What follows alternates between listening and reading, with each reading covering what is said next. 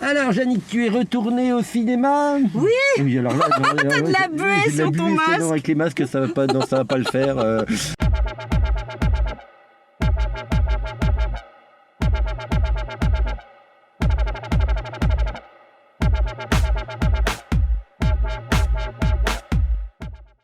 Vaut mieux qu'on essaye d'avoir un Oui, voilà, on va se reculer, on se recule un peu. Bon, nous sommes retournés au cinéma et nous sommes allés voir Filles de joie. Oui, on ne peut pas dire qu'on ait recommencé avec un film joyeux. Mais plutôt un film intéressant. Oui, très intéressant. Bon. Alors, donc le synopsis? Oui, alors nous avons 3 femmes dans le nord de la France, avec une vie avec des difficultés d'argent, d'hommes, d'enfants, tout ça, mais une vie a priori normale. Voilà, et en journée, ces femmes partent, traversent la frontière, vont en Belgique pour se prostituer dans une maison close, en fait. Voilà, elles ont une sorte de double vie. Quand on n'a même pas le bac, on peut pas espérer décrocher la lune. Alors, commençons tout de suite, disons, ton point positif. Alors, mon point positif, c'est clairement les actrices. Enfin, ce sont clairement les actrices, et notamment Sarah Foresti, que je trouve fabuleuse. Elle est sincère, touchante, et ça fait presque 20 ans qu'on la voit au cinéma maintenant, et quand même de l'esquive primaire, Roubaix une lumière, enfin bon... C'est quand même une femme étonnante. Mais Noémie Milowski, moi je continue à avoir beaucoup d'estime oui, elle est pour très elle bien aussi. Et puis la troisième, Annabelle Langron, qu'on connaît moins bien, mais non, ça fait un joli trio d'actrices. Oui, tout à fait. Et toi alors, ton point positif? Mon point positif, c'est qu'on est quand même dans l'univers de la prostitution, une maison close, donc c'est un discours qui est parfois quand même assez cru. D'ailleurs, c'est interdit au moins de 12 ans. Mais peut-être parce que c'est un réalisateur et une réalisatrice qui est aussi au scénario, ce n'est jamais voyeur.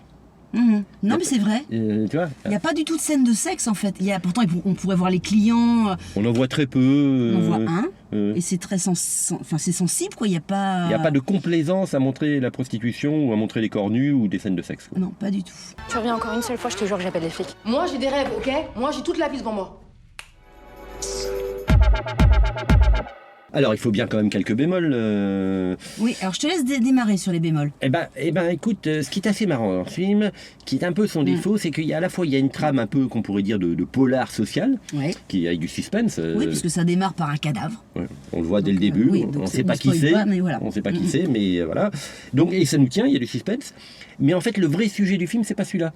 Le vrai sujet du film, c'est la complicité, l'entraide entre des femmes, la sororité, pour garder la tête haute, pour rester digne. Et c'est comme s'il y avait un petit peu deux angles différents, quoi. Je suis tout à fait d'accord. Oh là là là là là là. Et je rajouterais un truc, tu vois, c'est que donc c'est quand même déjà une vie assez misérable, et je trouve enfin 3 vies qui sont assez misérables, et je trouve que la réalisatrice en rajoute un petit peu trop à certains moments. Les couches du millefeuille. C'est ça, alors qu'elle tenait l'histoire, elle tenait le truc. Donc effectivement, en ne choisissant pas entre le polar social et le film social, parce qu'il y a un côté documentaire quand même, voilà, c'est un peu dommage. Et quand tu dis film social, enfin documentaire, d'ailleurs, la scénariste co-réalisatrice, elle a aussi, avec l'aide de Dédé Lassaumur, le fameux proxénète, elle a été enquêtée dans des maisons closes. Enfin bon, il y a une source réelle, quoi. Comme j'expliquais à votre mari... Donc déjà, c'est pas mon mari. C'est mon fils. C'est notre fils. Et c'est moi qui la garde.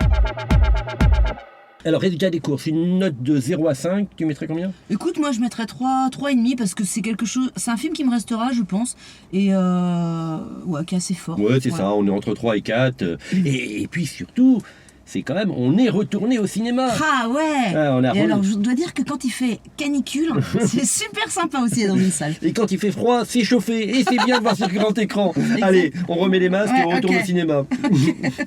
À bientôt.